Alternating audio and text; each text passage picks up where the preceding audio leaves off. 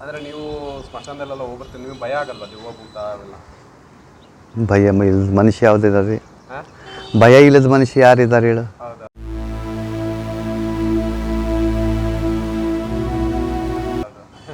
ಹಾಂ, ಹಾಂ, ಅಲ್ಲ, ಭಯ ಇಲ್ಲದ ಮನುಷ್ಯ ಎಲ್ಲರಿಗೂ ಭಯ ಇದ್ದೇ ಇರುತ್ತೆ.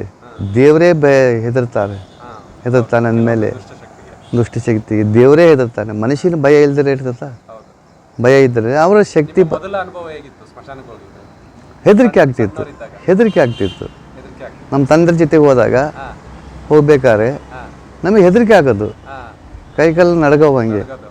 ಹಾಂ, ನಮ್ಮ ಅಪ್ಪಗೆ ಅವಸರ ಮಾಡಿ ಹೇಳ್ತಿದ್ವಿ, ಅಪ್ಪ ಜಲ್ದಿ ಹೋಗೋಣ ಜಲ್ದಿ ಹೋಗೋಣ ಜಲ್ದಿ ಹೋಗೋಣ ಅಂತೇಳಿ. ಹಾಂ, ನಾನು ಇರೋವ್ರಿಗೆ ಏನು ಮಾಡ್ತೀವಿ, ಸುಮ್ಮನೆ ಮಗನೇ ಅನ್ನೋದು. ಹಾಂ, ನೀನು ಯಾಕೆ ತರ್ತೀನಿ, ನಾನು ಇದ್ದೀನಿ ಸುಮ್ಮನೆ ಮಗನೇ ಅನ್ನೋದು. ಹಾಂ. ನಿಮ್ಮ ತಂದೆಯವರು ಎಷ್ಟು ವರ್ಷಕ್ಕೆ ತೀರೋಗಿದ್ರು? ಈಗ ಒಂದು 20 ವರ್ಷ ಆಯ್ತು ತೀರ್ಕೊಂಡು. ನೀವು ನಿಮ್ಮ ತಂದೆಯವರು ತುಂಬ 85 ವರ್ಷಕ್ಕೆ ತೀರ್ಕೊಂಡಿದ್ದವರು. ತೀರ್ಕೊಂಡ್ರಾ? ಹಾಂ. ಈಗ ನಿಮ್ಮ ವಯಸ್ಸು ಎಷ್ಟು? ನಮಗೆ ಒಂದು 75 ನಡೀತಿದ್ವಿ. 75 ನಡೀತಾ ಇದೆ. 75 ನಡೀತಿ. ಡೈಲಿ ಸುಮಾರು ನಡೀತೀರಾ? ಎಲ್ಲೇ ಒಂದು ದಿವಸ ಹೋಗ್ತೀನಿ, ಒಂದೊಂದು ಕಿಸೆ ಮನೆ ಕೆಲಸ ಮಾಡ್ಕೊಂಡು ಮನೆಗೆ ಇರ್ತೀನಿ. ಹಾಗೆ. ಈಗ ಹಾಗಾದ್ರೆ ಈ ವಿದ್ಯೆ ನಿಮ್ಮಿಂದನೇ ಕೊನೆ ಆಗುತ್ತೆ ಅಂತ ಕೊನೆಗೆ. ಈಗ ನಿಮ್ಮ ಇದು ಬಳಗದಲ್ಲಿ ಈಗ ಎಷ್ಟು ಜನ ಮಾಡ್ತಾ ಇದ್ದಾರೆ? ಈಗ ನಮ್ಮೂರಲ್ಲಿ ಯಾರೂ ಇಲ್ಲ, ನಾನೊಬ್ಬರು ಬಿಟ್ಟರೆ. ಬಿಟ್ಟರೆ ಇನ್ಯಾರೂ ಇಲ್ಲ? ಓಹೋ.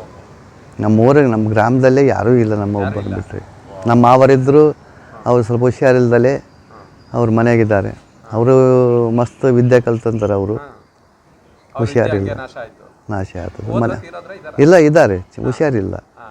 ಇನ್ನೊಬ್ಬನ ಮಗು, ಅವರು ವಿದ್ಯೆ ಕಲ್ತಾನೆ, ಅವರು ವಿದ್ಯಾವಂತರೇ. ಅವರು ಯಾಕೋ ತಿರುಗೋಕ್ಕಾಗಲ್ಲ ಅಂತೇಳಿ ಅವರು ಕೈ ಬಿಟ್ಟರು. ವಯಸ್ಸಾದ್ಮೇಲೆ ಇನ್ನೆರಡು ಆಗುತ್ತೆ. ಹಂಗೆ ನೀವು ಇರೋ ಜಾಗದಿಂದನೇ ಕುತ್ಕೊಂಡು ದೂರದಲ್ಲಿರೋರಿಗೆ ಏನಾದರೂ ಪರಿಹಾರ ಮಾಡ್ತೀರಾ? ಆಗಲ್ಲ.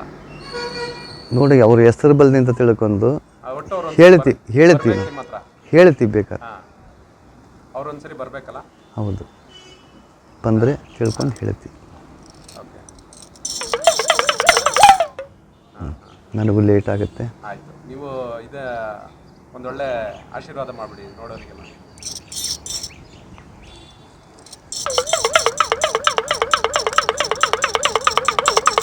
ತಿಳ್ಕೊಂಡರು ನಮ್ಮ ಹತ್ರ ಬಂದರೆ ಆದರೆ ಬರೋದಕ್ಕಂತ ನಾವು ಹಾದಿ ಕೊಡ್ತೀವಿ. ಬರ್ಬೋದು, ತಿಳ್ಕೊಬೋದು. ಅದಕ್ಕೇನು ಕಾವು ಕಟ್ಲೆ ಅಂತ ನಡೆಸುವಂಥದ್ದು ವಿಚಾರಗಳು ನಾವು ಹೇಳ್ತೀವಿ. ನಡೆಸೋ ಮನುಷ್ಯದ್ರೆ ನಡೆಸ್ಬೋದು. ಪ್ರಶ್ನೆಗೆ ಫಸ್ಟಿಗೆ ಕೇಳಬೇಕು, ಆಮೇಲೆ ಅದಕ್ಕೆ ಪರಿಹಾರಕ್ಕೆ ಹೇಳ್ತೀವಿ. ಅದು ಪರಿಹಾರ ನಿಮ್ಮೆಷ್ಟು ಇದ್ದರೆ ಮಾಡ್ಬೋದು, ಇಲ್ಲಾಂದರೆ ಬಿಡ್ಬೋದು.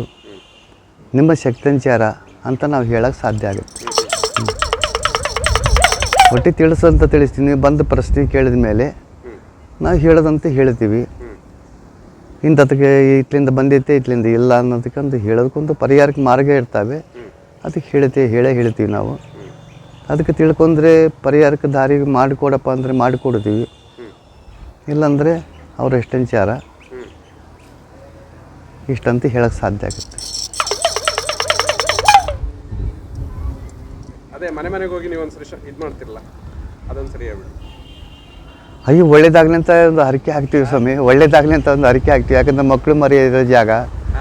ಈಗ ಅವ್ರ ಮನೆ ತಂದು ಅವ್ರು ಕೊಡಲಿ ಬಿಡಲಿ, ಅವ್ರು ಭಿಕ್ಷಾ ಕೊಡಲಿ ಬಿಡಲಿ, ಈಗ ಮುಂದಕ್ಕೆ ಹೋಗೋಂಥವ್ರು ಇರ್ತಾರೆ.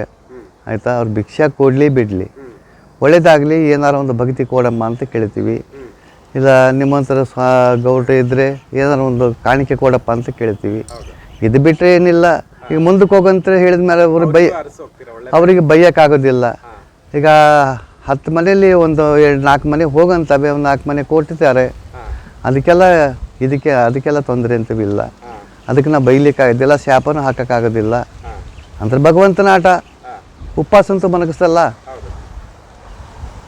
ಒಂದು ತುತ್ತನ್ನ ನೀರು ಸೆರಗಿನಲ್ಲಿ ಕಟ್ಟೆ ಹೀಗಾಗಿ ಅದು ನಾವು ಕೆಟ್ಟ ವಾಕ್ಯ ನುಡಿಯೋಕ್ಕೆ ಬರೋದಿಲ್ಲ. ಮನೆ ಹತ್ರ ಹೋಗಿ ಒಳ್ಳೇದಾಗಲಿ ಅಂತಲೇ ಹೇಳೋದು. ಅದು ಹರಕೆ. ಹರಕೆ ಅವರು ಹರಕೆ ಹಾಕ್ಸಿದ್ರೆ ಹೇಳ್ತೀವಿ. ಏನು ಅರ್ಕೆ ಅಂದರೆ ಏನಾರು ಒಂದು ಕೊಟ್ಟೆ ಒಂದು ಮನೆ ಒಳಗೆ ಒಂದು ಒಳ್ಳೇದಂತ ಹೇಳೋಕಪ್ಪ ಅಂತ ಹೇಳಿದ್ರೆ ಈಗ ಕಾಣಿಕೆ ಕೊಡ್ತಾರೆ ಹಾಂ ಜಾಜೈವಾಲಿ ಹಾಲೆ ಹಣ್ಣವಾಗಿ ಅದು ಹೇಳ್ಬಿಟ್ಟು ಅದೊಂದು ತೂಗ ತೊಟ್ಟಲಾಗಿ ಮಕ್ಕಳ ಫಲವಾಗಿ ಸುಖೋ ಜಾಜೈವಾಗಲಿ ಅಂತೇಳಿ ಒಂದು ಹರಕೆ ಹಾಕಿ ಹೋಗ್ತೀವಿ ಅಷ್ಟೇ. ಕೇರಳ ಪ್ರಸಿದ್ಧ ತಾಂತ್ರಿಕ ಭದ್ರಕಾಳಿ ಜ್ಯೋತಿಷ್ಯ ಪೀಠ ಕಾಳಿದಾಸ ಗುರೂಜಿ.